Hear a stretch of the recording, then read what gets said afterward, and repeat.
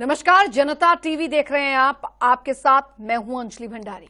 देश भर में कोरोना अपना कहर बरपा रहा है। हर रोज नए मामले बढ़ोतरी हो रही है, जिसके कारण अस्पतालों में व्यवस्था भी चरमरा गई है। अस्पतालों में बेड्स की कमी, ऑक्सीजन, वेंटिलेटर्स के लिए जद्दोजहद के बीच अब लोगों की इस संक्रमण से जान भी जा रही है। अब ऐसे में जरूरी भी है कि हम सब इस संक्रमण से खुद को बचा कर रखें। कोरोना के नए और खतरनाक स्ट्रेन से कैसे बचा जा सकता है, इन सब पर बात करने के लिए हमारे साथ मेडिकल एक्सपर्ट्स जुड़ेंगे और साथ ही साथ उनसे हम पूछेंगे तमाम सवाल। अगर आपके मन में भी कोई सवाल है तो फोन उठाइए और आप हमें फोन लगाकर अपने तमाम सवालों के जवाब जो हैं डॉक्टर साहब से आप पूछ सकते हैं। तो फिलहाल आपको बता दें कि लगातार आपके टेलीविजन स्क्रीन पर नंबर भी फ्लैश हो रहे हैं। 0114321432 पर आप हमें कॉल कर सकते हैं और आप अपने सवाल जो हैं वो डॉक्टर से पूछ सकते हैं।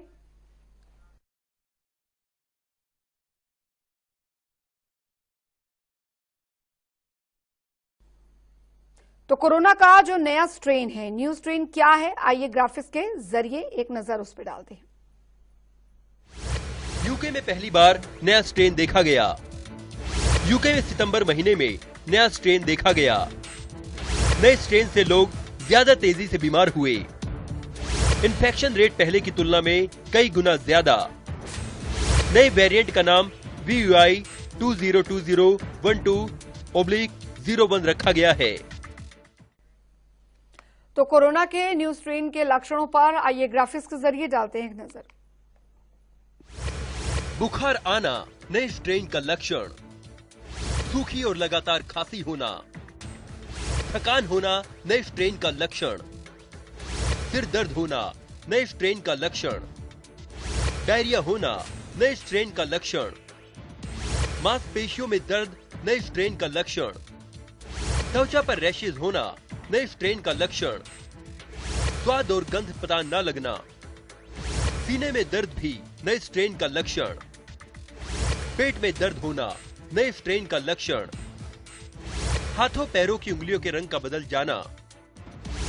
भ्रम की स्थिति। चेहरे और होठों का नीला पड़ना।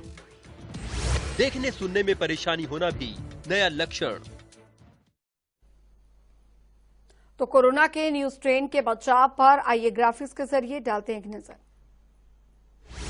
हाथों की सफाई बहुत ही जरूरी है। हाथों को बार बार साबुन से धोएं। लोगों से दूरी बनाए रखें। फेस मास्क का इस्तेमाल करें। तो कोरोना के पुराने और नए स्ट्रेन में क्या अंतर है, आइए ग्राफिक्स के जरिए डालते हैं एक नजर।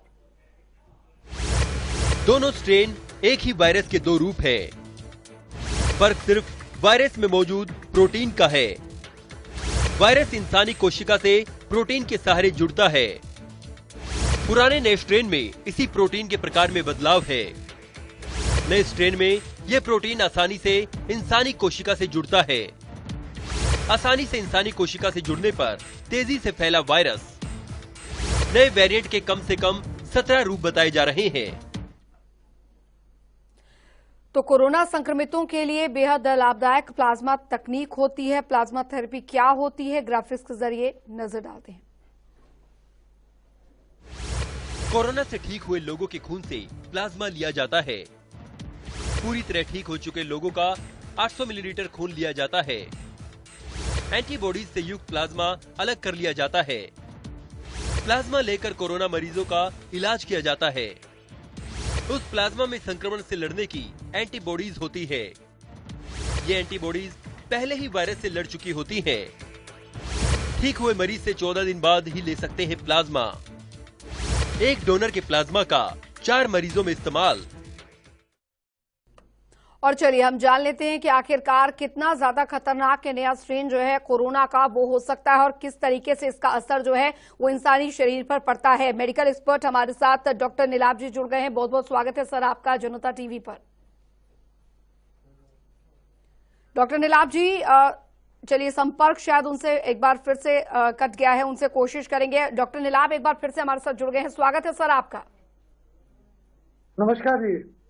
डॉक्टर नीलाभ जी, क्योंकि सबसे पहले कोरोना संक्रमण के बारे में हम चर्चा लगातार करते आ रहे हैं, हमारे तमाम जो मेडिकल एक्सपर्ट हैं उनसे भी हम जानते हैं, हर किसी की उत्सुकता होती है जानना कि आखिरकार कोरोना संक्रमण और खासकर जो नया स्ट्रेन है वो कितना ज्यादा खतरनाक है कोरोना का।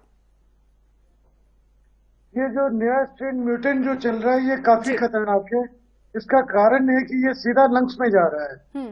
जब पिछला पैंडेमिक आया था, जो फर्स्ट वेव आया था, तो उस समय ये बेसिकली थ्रोट को ज्यादा इफेक्ट कर रहा था, लंग्स में उतना इफेक्ट नहीं कर रहा था। जो बेसिकली जो लंग्स में इफेक्ट आ रहे थे दैट वाज अराउंड 10%।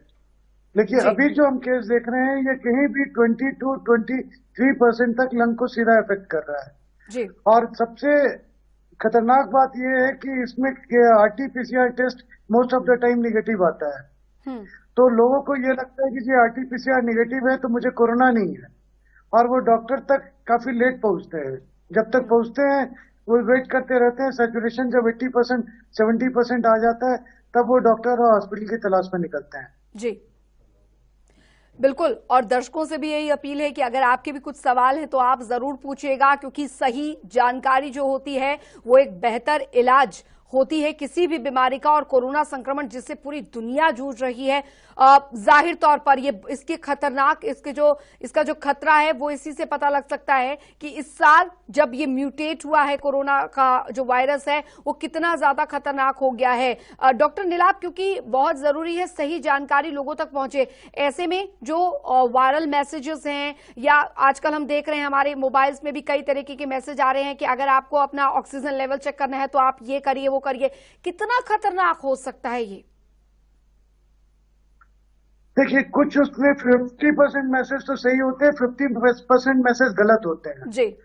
अब ये एक आम जनता को पता करना बहुत मुश्किल होता है कि कौन सा मैसेज सही है कौन सा मैसेज गलत है।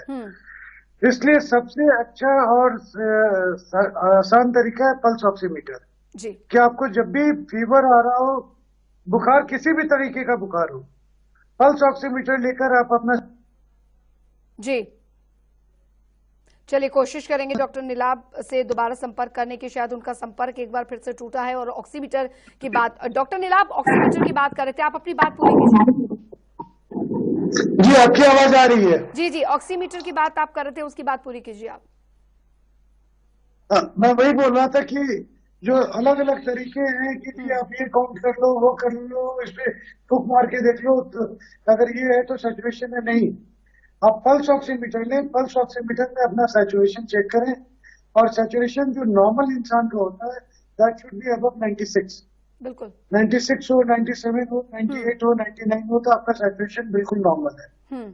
और अगर आपको फीवर आ रहा है, सर्दी खांसी है, अगर सर्दी खांसी नहीं भी है, अगर फीवर आ रहा है तो दिन में 3 बार या 4 बार अपना सैचुरेशन जो चेक करते रहे, और जहां 94 के नीचे हो तुरंत आप मेडिकल हेल्प लें जी। फिर वेट आप ना करें, क्योंकि आज में ये हो रहा है कि लोगों ने ऑक्सीजन सिलेंडर घर पे खुद लेके आए हैं, कंसंट्रेटर ले लिया है, और दूसरे के प्रिस्क्रिप्शन की कॉपी करके खुद अपना इलाज करने की कोशिश कर रहे हैं। बिल्कुल, वो जब हॉस्पिटल खोलने जाते हैं तब सैचुरेशन उनका 60% 70% तक आ जाता है।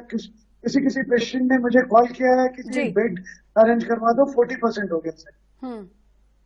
और एक चीज ये समझना पड़ेगा जनता को कि कोई भी कोविड का पेशेंट अगर आईसीयू में आता है लंग्स खराब, तो एक बेड को वो मिनिमम 15-20 दिन से लेकर 1-1.5 महीने तक ऑक्युपाई करके रखता है जी। और इस बीच में और भी नए केस होते जाते हैं, इसलिए वेंटिलेटर की और बेड की काफी कमी आ रही है। एक सिरसा से कॉलर जुड़ गए हैं, सोमनाथ जी। सोमनाथ जी, आप अपना सवाल पूछिए। लीवर का सर्जरी कराई हुई है जी। लीवर के रिंग डले हुए हैं जी। इंजेक्शन लगवाना चाहिए या नहीं लगवाना चाहिए जी? डॉक्टर नीलाभ, देखिए वैक्सीन जोर आपने लगवाइएगा, वैक्सीन नहीं मिस कीजिएगा, क्योंकि जो हम लोग देख रहे हैं जिन्हें भी कोरोना हुआ है, जिन्होंने वैक्सीन लिया था वो तो अभी भी रूम एयर पे हैं या ज्यादा से ज्यादा 1 या 2 लीटर ऑक्सीजन की जरूरत पड़ी है, और जिन्होंने वैक्सीन नहीं लिया है उसमें से कई जो है वेंटिलेटर पे गए, कई NIV पे गए या हाइफ्लो पे गए, और कई वापस नहीं आ पाए। हमने अभी तक वैक्सीन लिए हुए किसी मरीज को सीरियस होते नहीं देखा। तो अगर आपको जनवरी फरवरी में भी हुआ है या मार्च में भी हुआ है, आपने वैक्सीन जरूर लेना है जी। वैक्सीन से आपको हटना नहीं है। जाहिर तौर पर वैक्सीनेशन का ये महाअभियान भी चल रहा है और हर किसी को चाहिए कि डॉक्टरी सलाह के बाद वैक्सीनेशन जरूर ले। एक और कॉलर हमारे साथ जुड़ गए हैं डॉक्टर निलाब, राजकुमार है नागल चौधरी से। जी राजकुमार जी, आप अपना सवाल पूछिए। नमस्कार बहन जी। हेलो जी, अपना सवाल पूछिए, डॉक्टर साहब आपको सुन रहे हैं। हाँ, ये हाथ पैर जो हड्डियां होती है ना, इनमें पेन रहता है साल भर से, अब से नहीं हो रहा, ये पहले से है जी। जी, तो इसके लिए क्या करें? ये अभी ये हम ले रहे हैं, ये कोरोना से रिलेटेड है। कोरोना से रिलेटेड अगर आपके जी राजकुमार जी, कोरोना से जुड़ी अगर कोई भी आपको जानकारी चाहिए तो आप जरूर आप पूछिए, क्योंकि और सोमनाथ दिल्ली से हमारे साथ जुड़ गए हैं। जी सोमनाथ जी, आप अपना सवाल पूछिए। मैंने लीवर का रिंग डलवाए हुए हैं जी। सोमनाथ जी, अभी आपने कॉल किया था, आपने कहा कि आपने लीवर का रिंग डलवाया हुआ है, तो आपको वैक्सीनेशन लेनी चाहिए या नहीं लेनी चाहिए? हाँ जी हाँ जी हाँ जी। बिल्कुल, तो डॉक्टर निलाब आपने इनसे यही कहा है कि वैक्सीनेशन लेनी चाहिए, वैक्सीनेशन मिस नहीं करनी? हाँ जी हाँ जी हाँ जी। अभी मैंने कुछ नहीं लिया जी। वैक्सीनेशन लेने तो दवाइयाँ चेक कर लेंगे, अगर कोई एंटीकोगुलेंट चल रहा है तो वो उन्हें डॉक्टर्स की सलाह लेके वो क्लोपिडोग्रिल वगैरह बंद करना पड़ता है, एक हफ्ते के लिए वो बंद करवा लेंगे जी। जो खून पतला करने की दवाइयाँ वो एक हफ्ते के लिए बंद करके वैक्सीन लेके फिर वापस शुरू करेंगे जी। तो बहुत जरूरी है, डॉक्टरी सलाह जो है वो बहुत जरूरी है, खासकर ऐसे पेशेंट्स जिनका कोई मेडिकल हिस्ट्री रही हो। एसके हमारे साथ जुड़ गए हैं, कॉलर चंडीगढ़ से हैं, आप अपना सवाल पूछिए एसके जी। हेलो जी, सुन पा रहे हैं, अपना सवाल पूछिए आप। हाँ जी डॉक्टर साहब नमस्कार जी। मेरा सवाल ये है कि मैं 28 मार्च को मैं पॉजिटिव डिक्लेयर हुआ था। अब उसके बाद देखना क्या क्या प्रिवेंटिव मेजर्स हैं। अब तो मैं ठीक है, physically everything is all right है, but I want to know what kind of preventive measures I am required to perform. एक चीज, दूसरी मैं जो वैक्सीनेशन लगवानी है कब तक लगवा सकता हूँ? हेलो, आपके पहले सवाल का जवाब वही है, जो आपकी प्रिकॉशन है वो जो शुरू से है वही प्रिकॉशन है। 2 गज की दूरी, मास्क है जरूरी, और हाथ को बार बार धोते रहे या सैनिटाइज करते रहे। किसी भीड़ भाड़ वाली जगह पे ना जाए, भीड़ को अवॉइड करें, या कोई क्लोज रूम जो एसी वाला कमरा हो जिसमें काफी लोग हैं वहां पे ना जाए, उसे अवॉइड करें। ये आपके प्रिवेंटिव मेजर हो गए। बिना मास्क के आपने नहीं निकलना है। घर में भी कोई आपके दोस्त या फैमिली मेंबर मिलने आ रहे हो तो मास्क पहन के ही उनसे मिले। बल्कि सरकार का जो नया डायरेक्टिव आया है, क्योंकि घर के मेंबर से ही घर के बाकी लोगों को हो रहा है कि घर में भी जब बाकी मेंबर से बात करें तो मास्क लगा के बात करें। नंबर 1। नंबर 2, वैक्सीन अब आप लगवा सकते हैं, कोई भी वैक्सीनेशन में प्रॉब्लम नहीं है। 2 से 3 हफ्ते के बाद कभी भी आप वैक्सीन लगवा सकते हैं। तीसरा, अब आपका वक्त आ गया है जो आप दूसरों के काम आए, तो प्लाज्मा डोनर में आप अपना नाम जो लिखवा दें कि अगर किसी को प्लाज्मा की जरूरत हो तो आप उनकी सेवा कर सकें। आप 4 लोगों की सेवा कर सकते हैं जी अभी। बिल्कुल। एक और कॉलर हमारे साथ जुड़ गए हैं, गुलशन है फतेहाबाद से। गुलशन जी, अपना सवाल पूछिए आप। हेलो जी गुलशन जी, सवाल पूछिए जी। मैडम जी, शुगर की दिक्कत भी है, और शुगर की दिक्कत के लिए इंसुलिन भी चल रहा है सुबह शाम, और खून पतले होने की दवाई भी चल रही है, बीपी की दवाई भी चल रही है। इस हालातों में क्या लगवाना चाहिए ये कोरोना का टीका?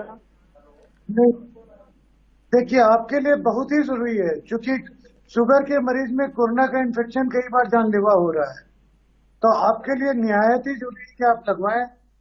खून पतला करने की अगर सिर्फ इकोस्प्रिन चल रही है तो इकोस्प्रिन नहीं बंद किया जाता है, वो आप इकोस्प्रिन खाते हुए लगवा सकते हैं। उसके अलावा अगर कोई और दवा चल रही हो, क्लोपिडोग्रिल वगैरह चल रही हो, फिर आपने उसे बंद करना होगा। एक हफ्ते बंद करके फिर वैक्सीन लगवा के उसके 2-4 दिनों के बाद वापस शुरू कर दीजिएगा जी। आपके लिए मस्ट है, इसे मिस नहीं कीजिएगा, आपकी जान बचाएगा ये जी। एक और कॉलर हमारे साथ जुड़ गए हैं, शैलेंद्र हैं जी। शैलेंद्र जी, अपना सवाल पूछिए आप। हाँ, मैं ये पूछ रहा हूँ मैडम, ये मेरे को 45 साल से ज्यादा एज है, और मेरे को टीका लगवाने में थोड़ा डर सा लग रहा है जी। ऐसा है कि आप कभी भी किसी अस्पताल में चले जाएं जहां कोविड के मरीज हैं और पीपीई किट पहन के घूम जाएं, वहां मरीजों की हालत देख लें, फिर आपको समझ में आएगा कि टीका लगवाने का डर ज्यादा बड़ा है या जो बीमारी होने के बाद हालत होती है वो ज्यादा खतरनाक है। बिल्कुल, बहुत जरूरी है। डरे, बिल्कुल बहुत जरूरी है वैक्सीनेशन। शुरुआत बिल्कुल। एक और कॉलर हमारे साथ जुड़ गए हैं, संदीप जी हैं। संदीप जी अपना सवाल पूछिए आप। सूखी खांसी है और मेरा गला बैठा हुआ है। हेलो जी, मैम ये कहना चाह रहा हूँ, मुझे ये सूखी खांसी है और मेरा गला बैठा हुआ है। जी जी, तो इसके लिए क्या करें मैडम? जी, आपको बुखार भी आ रहा है? नहीं ना, बुखार कुछ दिन पहले आया था, करीब 15 दिन पहले। अच्छा, ये खांसी कब से है? खांसी कब से है आपको? 3 दिन। 3 दिन से बता रहे हैं, 3 दिन से आवाज नहीं आ रही। 3 दिन से डॉक्टर नीलाभ 3 दिन से बता रहे हैं कि सूखी खांसी है इन्हें। बुखार पहले आया था लेकिन अब नहीं है, लेकिन सूखी खांसी है। चलिए दोबारा संपर्क करने की कोशिश यहाँ पर डॉक्टर नीलाभ से करेंगे। और हमारे जो कॉलर शैलेंद्र ने सवाल पूछा है और करनाल से सोमवीर हमारे साथ जुड़ गए हैं। जी सोमवीर जी, आप अपना सवाल पूछिए।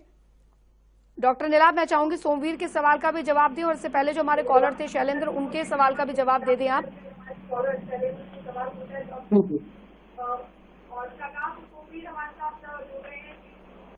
आप सभी से अनुरोध यही है कि आप लोग जो भी आप अपने सवाल के लिए आप हमारे साथ कॉलर जुड़ते हैं, आप अपने टीवी के वॉल्यूम जो है वो कम रखें ताकि आपके सवाल जो हैं वो पूछ सके। डॉक्टर नीलाभ, क्योंकि हमारे जो कॉलर जुड़े थे जिनका ये सवाल था कि सूखी खांसी है, बीमार हुए थे, फीवर आया था, पहले आया था लेकिन अब नहीं, लेकिन सूखी खांसी है, ऐसी स्थिति में क्या ये लक्षण है? देखिए, आज के डेट में अगर बुखार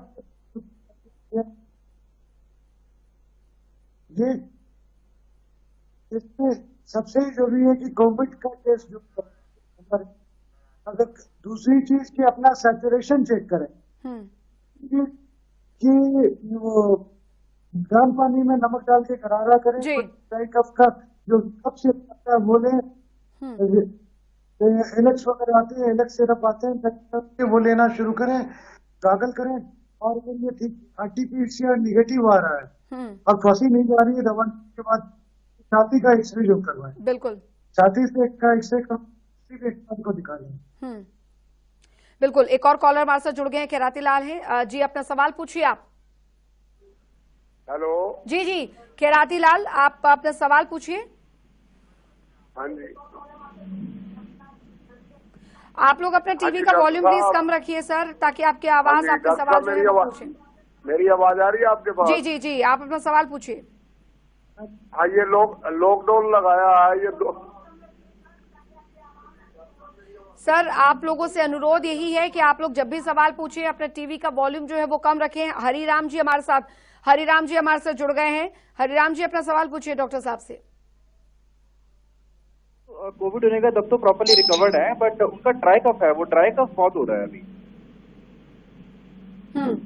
एक बार HRCT टेस्ट रिपीट करवा लीजिए। अगर HRCT टेस्ट में प्रॉब्लम आएगी तब ये ड्राई कफ कई सालों तक रह जाता है कई बार। तो ड्राई कफ अगर आपका कंटिन्यू कर रहा है तो हाई रेजोल्यूशन सिटी स्कैन आ जाता है, वो रिपीट करवा लीजिएगा। जी हाँ जी हाँ जी। और मदर है भी करंट में कोविड रनिंग में है और उनका फीवर जो है वो उतरने का नाम नहीं ले रहा है। हाँ, वो किसी भी डॉक्टर की ट्रीटमेंट में आ गई है, खुद ट्रीटमेंट करने की कोशिश न करें। आजकल कई डॉक्टर घर पे भी ट्रीटमेंट दे रहे हैं, ये ट्रीटमेंट लेना शुरू कर दीजिए। जी, जाहिर तौर पर बहुत जरूरी है कि ट्रीटमेंट आप डॉक्टर के प्रिस्क्रिप्शन के साथ ही यहाँ पर करवाएं। एक और कॉलर हमारे साथ जुड़ गए हैं, सोमवीर जी हैं। जी सोमवीर जी, आप अपना सवाल पूछिए। सर, मेरी लड़की की उम्र 22 साल है, उसको वैक्सीन लगने की डेट कल की मिली हुई है, क्या उसके मैसेज पीरियड? जी, सवाल डॉक्टर नीलाभ इनका जो है वो यही है कि जो पीरियड्स हैं, क्योंकि 22 साल की लड़की है, वैक्सीनेशन है, क्या इस दौरान जो है वो करवाने चाहिए या नहीं। और एक और कॉलर हमारे साथ जुड़ गए हैं, कुलदीप अपना सवाल पूछिए आप। नमस्कार। देखिए टीवी की वॉल्यूम आप लोग कम करके रखें ताकि आपके सवाल जो हैं हम आप अपने शो में ले सके तो बहुत अच्छा होगा सर।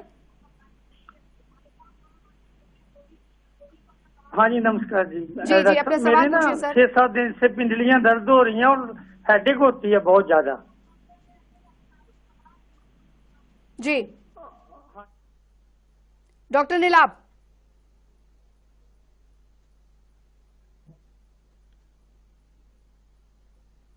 डॉक्टर नीलाभ, क्या आप तक मेरी आवाज पहुंच पा रही है? आपकी आवाज पहुंच रही है, उनकी आवाज नहीं पहुंच पा रही। जी डॉक्टर नीलाभ, उनका कहना है कि हाथों की जो पिंडलियां हैं उनकी वो काफी समय से दर्द हो रही है और दिक्कत हो रही है। और इससे पहले जो सवाल था वो ये, क्योंकि बहुत लोगों के जहन में है कि अगर पीरियड्स के समय में जो खासकर महिलाएं हैं उन्हें वैक्सीनेशन क्या लेना चाहिए? देखिए पीरियड कोई कॉन्ट्राइंडिकेशन नहीं है लेने का, लेकिन कई लोग जिनको फीवर वगैरह आता हो या बहुत ज्यादा परेशानी होती हो उनके लिए ठीक है कि वो 5 दिन रुक के डिले करके वैक्सीन ले लें। जी अदरवाइज पीरियड में कोई कॉन्ट्राइंडिकेशन नहीं है। जी संदीप एक कॉलर हमारे साथ जुड़ गए हैं। जी संदीप जी अपना सवाल पूछिए आप। हेलो जी संदीप जी सवाल पूछिए। नमस्कार जी। हेलो संदीप जी आपको सुन पा रहे हैं, आप सवाल पूछिए। हाँ जी, वो मेरी मम्मी को ना थायराइड भी और बीपी भी आई रहता है, क्या वैक्सीन लगवानी वाजिब रहेगी? जी थायराइड और बीपी लगवानी। हाँ जी हाँ जी। और सॉरी, अगर आपको कोई भी बीमारी इस तरह की हो, ब्लड प्रेशर हो, शुगर हो, थायराइड हो, लीवर की प्रॉब्लम, किडनी की प्रॉब्लम, हार्ट की प्रॉब्लम, आप लोगों की निहायत ही जरूरी है। कैंसर हो, आप लोगों को तो सोचना ही नहीं है, इन लोगों को तो सबसे पहले लगवाना चाहिए। सरकार ने भी इन लोगों के लिए पहले खोल दिया था जी। आप अभी तक क्यों वेट कर रहे हैं? पिछले महीने लगवा लेना था इनको वैक्सीन। एक और कॉलर हमारे साथ जुड़ गए हैं, शारदा है जी, अपना सवाल पूछिए आप। अस्थमा के मरीज भी इंजेक्शन ले सकते हैं क्या? और हाई बीपी की प्रॉब्लम होती है वो भी लगवा सकते हैं क्या इंजेक्शन? जी बिल्कुल, अस्थमा के मरीज बिल्कुल ले सकते हैं और अस्थमा के मरीज के लिए बहुत ज्यादा जरूरी है, क्योंकि अस्थमा के मरीज में लंग्स या जो एयर पैसेज होता है वो पहले से अफेक्टेड होते हैं, तो इनमें जब भी कोविड का इन्फेक्शन होता है तो जानलेवा हो जाता है। तो अस्थमा के मरीज के लिए बहुत जरूरी है कि जितनी जल्दी वैक्सीन लगवाकर अपने आप को बचा सके, बचाने। जी जाहिर तौर पर बहुत सारी जो चीजें हैं उन्हें ध्यान में यहाँ पर रखना चाहिए। और डॉक्टर नीलाभ, जैसा कि आपने इस बीच कहा कि बहुत जल्दी संक्रमण फैल रहा है, लेकिन इस बार हमने ये देखा है कि अगर किसी को फैमिली में हो रहा है तो ये और भी तेजी से पूरी फैमिली को अपनी चपेट में ले रहा है। जी, क्योंकि हर इंसान ये सोचता है कि जी मेरे फैमिली में नहीं हो सकता, मेरे दोस्तों को नहीं हो सकता, मेरे रिश्तेदारों को नहीं हो सकता, तो इनसे हम खुल के मिल सकते हैं, मास्क की जरूरत नहीं है। और इसी की वजह से अगर फैमिली में कोई एक टर्न लेके आ रहा है तो पूरे परिवार को इन्फेक्शन हो जा रहा है। बिल्कुल, और जाहिर तौर पर इसका खतरा भी इसीलिए बढ़ा हुआ है। बहुत बहुत शुक्रिया डॉक्टर नीलाभ, आप हमारे इस शो में जुड़े और आपने इतनी बेहतरीन जानकारी हमारे दर्शकों से शेयर की। इसी के साथ इस कार्यक्रम में अभी के लिए फिलहाल इतना ही।